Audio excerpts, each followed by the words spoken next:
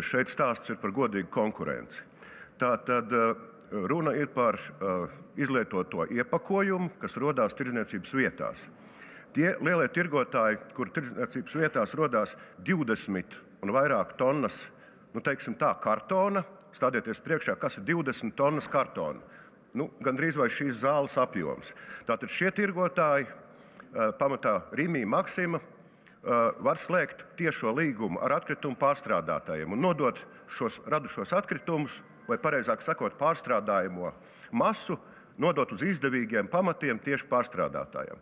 Mūsu tirdzniecības ķēdes to darīt nevar, un ir spiestas vienkārši šo iepakojumu atdot lielajiem atkritumu apsaimniekotājiem, kas tajā reģionā apsaimnieko.